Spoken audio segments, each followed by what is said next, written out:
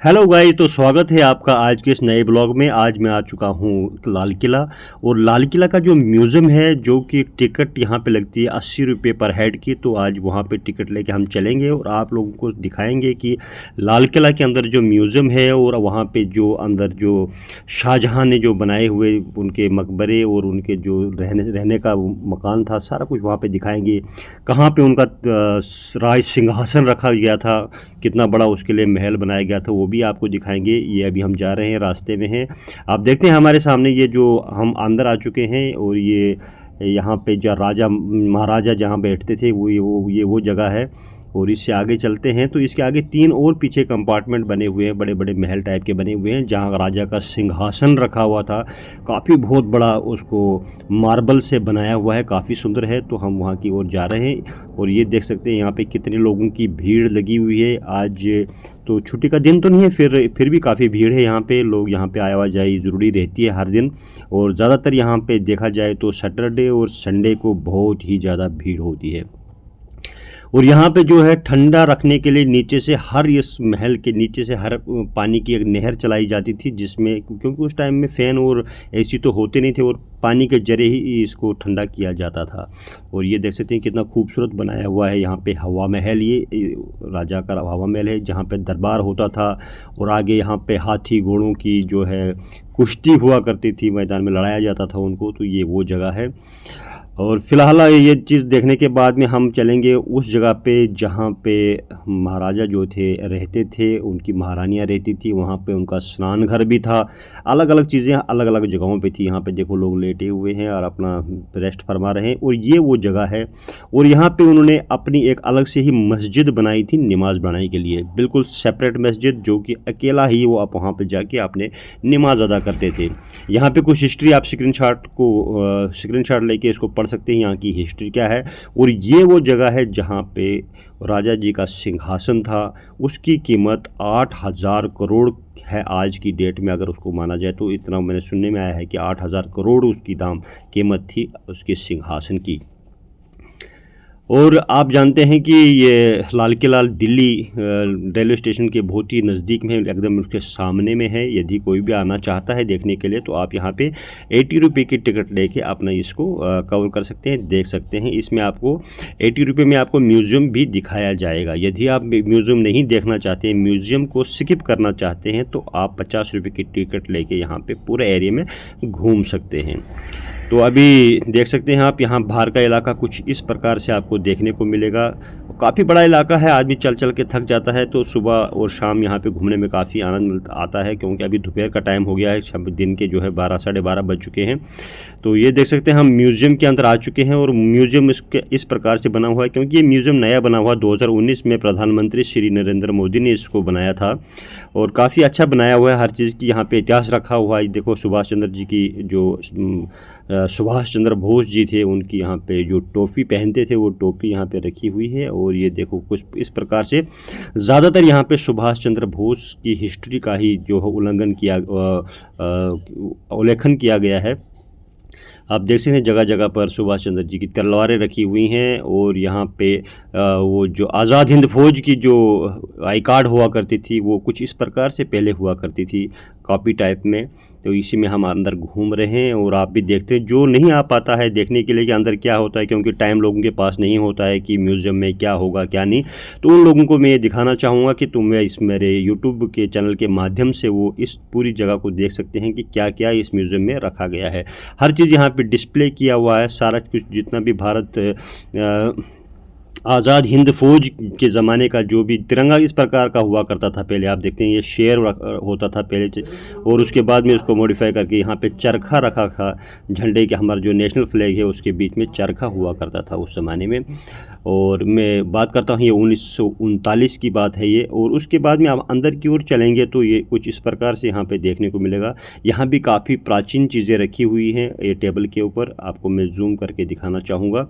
तो तकरीबन जो ये म्यूज़ियम है लेटेस्टली तैयार हुआ था 2019 में, और काफ़ी सुंदर और बेहतरीन तरीके से सजाया गया है। और हर चीज़ को देखो, ये सुभाष चंद्र जी जो थे उनकी यहाँ पे ये टोपी इस प्रकार की वो टोपी पहनते थे। यहाँ पे उनको बिल्कुल बाज़ाब्ता रखा हुआ है, कुछ नाम भी लिखे हुए हैं, अभी पढ़ा नहीं जा रहा है। और जो पुरानी जो किताबें पुस्तकें थी वो भी यहाँ पे लेआउट की हुई है। तो आगे चल के हम देखते हैं कि आगे और क्या क्या चीज़ें हमें इसमें देखने को मिलेंगी। काफ़ी लोग यहाँ पे घूम रहे हैं और ये देख सकते हैं आप, हम दूसरी जगह पे आ गए हैं। ये दूसरा म्यूज़ियम है, क्योंकि अलग अलग बिल्डिंग है म्यूज़ियम की, तो ये दूसरे म्यूज़ियम की दौर चलेंगे तो इसमें कुछ इस प्रकार से आपको देखने को मिलेगा। ये देखो एक लेटर था जो कि सुभाष चंद्र बोस ने एक रिज़ाइन लेटर दिया था अपना, तो वो बहुत ही पुराना और प्राचीन लेटर है ये। यदि आप इसको पढ़ना चाहते हैं तो आप स्क्रीनशॉट लेके इसको पढ़ सकते हैं। देख लो, बात करते हैं 1933, 1934 और 1935 की पूरी हिस्ट्री यहाँ पे दी गई है और पूरा इसमें विवरण दिया गया है कि इस ईस्वी में यहाँ पे कौन कौन क्या क्या गतिविधियाँ हुई थी हमारे देश में, क्योंकि उस टाइम मुगलों का शासन था, उस दौर में यहाँ पे क्या हुआ था। तो सभी लोग यहाँ पे घूम रहे हैं, पढ़ रहे हैं ये पूरी हिस्ट्री को यहाँ पे। और यहाँ पे देखो सुभाष चंद्र बोस जी की प्रतिमा यहाँ पे लगाई गई है, बहुत ही सुंदर तरीके से। इसका जो एंट्रेंस है, तो चलो हम भी एक फ़ोटो यहाँ पे क्लिक कर लेते हैं अपना इस सुभाष चंद्र बोस जी की प्रतिमा के साथ में। तो इसके साथ आगे बढ़ते हैं। तो आगे में हम एक और यहाँ पे म्यूज़ियम है उसमें चलेंगे, तो उसमें हमें जलियांवाला बाग की कुछ झलकियाँ हमको देखने को मिलेंगी, जो कि काफ़ी बेहतरीन तरीके से यहाँ पे दर्शाया गया है। तो उसकी ओर जाते हैं, देखते हैं कि वहाँ पे क्या है। तो आगे बढ़ते हैं। तो ये यहाँ पे फिर आपको तकरीबन देखा जाए तो सुभाष चंद्र बोस की ही पूरी यहाँ पे हिस्ट्री का उसका अनुवाद किया हुआ है। और यहाँ पे स्क्रीन के ऊपर आपको डिस्प्ले में, अगर आपके पास टाइम है तो आप डिस्प्ले में प्रोजेक्टर लगा के बैठकर देख भी सकते हैं। ये देख सकते हैं यहाँ पे ये रेडियो रखा हुआ है पुराने ज़माने का, कि इस प्रकार से वहाँ पे रेडियो सुना जाता था। और हर एक रूम में आपको प्रोजेक्टर लगा हुआ है, जिस प्रोजेक्टर की मदद से आप जो है वहाँ की पूरी ब्रॉडकास्ट को देख भी सकते हैं यदि आपके पास में टाइम है तो। ये देख सकते हैं आप तो समझ गए होंगे कि जब ये करो या मरो का जो आंदोलन चला था तो उस टाइम में यहाँ पे किस प्रकार से पूरी हिस्ट्री, अगर आप पढ़ना चाहते हैं तो आपको स्क्रीनशॉट लेके आप पूरी हिस्ट्री को पढ़ भी सकते हैं। इसलिए मैं थोड़ा सा इसको लेट तक दिखाया हूं, ताकि आप इसका स्क्रीनशॉट लेके आप इसकी पूरी हिस्ट्री को जान सकते हैं कि लाल किला के अंदर जो म्यूज़ियम है उसमें क्या क्या है और क्या क्या नहीं है, क्या क्या चीज़ें डिस्प्ले हुई हैं यहाँ पे। तो आगे बढ़ते हैं। देखो ये है बंगाल में जब अकाल आया था, तो उस टाइम की भी हिस्ट्री है, आप स्क्रीनशॉट लेके इसको भी पूरा पढ़ सकते हैं कि जब अकाल आया था बंगाल में 1943 में, तो उस तरह की क्या गतिविधि थी, कैसी सिचुएशन थी बंगाल की, आप देख सकते हैं। ये लोगों की क्या हालत थी उस टाइम में 1943 में। नेताजी और बहादुर शाह ज़फ़र टॉम्ब, उसकी भी हिस्ट्री यहाँ पे दी हुई है। नेताजी बहादुर शाह ज़फ़र टॉम्ब के बारे में भी यहाँ पे पूरा हिस्ट्री में दिया हुआ है कि जब सुभाष चंद्र बोस ज़फ़र टॉम्ब के उस मकबरे पे सर रख के बैठे हुए थे, तो वो भी यहाँ पे क्लिक किया हुआ है। तो कुछ इस प्रकार से डिस्प्ले किए हुए हैं सारी आइटमें, यहाँ पे आप बखूबी देख सकते हैं। देखा जाए तो तकरीबन जो है यहाँ पे मुगल का और सुभाष चंद्र बोस जी का यहाँ पे दिया गया है पूरा विवरण, क्योंकि ये 1943 की बात है। जो ये पूरे रूम में 1943 की जो बातें हुई हैं सभी यहाँ पे डिस्प्ले की हुई हैं। सभी लोग यहाँ पे कवर नहीं कर सकते हैं, क्योंकि काफ़ी लोग होते हैं जल्दबाजी में होते हैं, इतना देख नहीं पाते हैं। तो इसलिए मैं ये वीडियो बनाना चाहा कि आप सभी लोग, ये रानी झांसी की कुछ यहाँ पे तस्वीरें लगी हुई हैं। तो रानी झांसी की ये फ़ौज थी, उनकी ये तस्वीरें हैं, जैसे आपको देख रहे हैं रानी झांसी रेजिमेंट, क्योंकि उनका नाम ही दिया हुआ था रानी झांसी रेजिमेंट, उस फौज का जो रानी झांसी की पूरा इतिहास यहाँ पे लिखा हुआ है। स्क्रीनशॉट लेके आप इस इतिहास को पढ़ सकते हैं। ये भी 1943 की ही बात है। तो आगे बढ़ते हैं यहाँ पे आज़ाद हिंद फ़ौज, और जिसको INA बोला करता था, नेशनल ऑफ आर्मी, जो इसका नाम था पहले हमारी आर्मी का, जिसे आज़ाद हिंद फ़ौज का नाम दिया गया था। तो इसकी हिस्ट्री भी यहाँ पे आप स्क्रीनशॉट लेके पूरी इसको पढ़ सकते हैं। ये भी 1943 का ही डिस्प्ले यहाँ पे लगा हुआ है, पूरी दीवारों के ऊपर हर चीज़ के बारे में विवरण किया गया है। तो आगे बढ़ते हैं हम। तो आगे बढ़ते यहाँ पे कुछ ये देख सकते हैं आप स्क्रीन पे, जो है यहाँ पे लाइव भी चल रहा है ब्रॉडकास्टिंग, और यहाँ पे एक बार फिर से यहाँ पे सुभाष चंद्र बोस की एक प्रतिमा लगी हुई है, देख सकते हैं आप। और ये हम पहुँच गए हैं अपना जलियांवाला बाग यहाँ पे दर्शाया गया है और बिल्कुल हूबहू इसको दर्शाया गया है।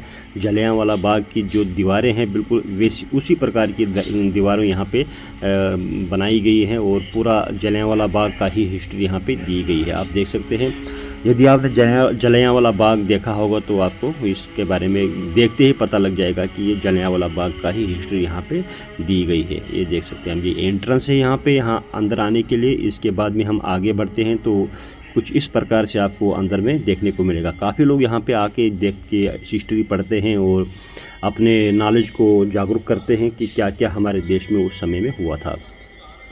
तो ये देख सकते हैं आप, पूरा डिस्प्ले इस प्रकार से यहाँ पे पूरा सीन होता है। हर जगह पे दीवारों पे यहाँ पे प्रतिमा के साथ साथ पूरी हिस्ट्री भी यहाँ पे लिखी हुई है। ये देख सकते हैं आप, ये जलियांवाला बाग का पूरा दृश्य आपको मैं आगे दिखाना चाहूँगा, क्योंकि कुछ वीडियो क्लिप्स भी है जो मैं इस पर प्ले करूँगा, दिखाऊँगा आपको अपने मोबाइल में शूट करके। उसको देखिएगा, एक बहुत बड़ा मतलब खून खराबा हुआ था उस टाइम में जब जनरल डायर ने ऑर्डर दिया था कि इन पे गोली बरसाओ, तो कितने लोगों की मासूमों की जान गई थी, जिसमें सबसे ज़्यादा महिलाएं और बच्चे थे।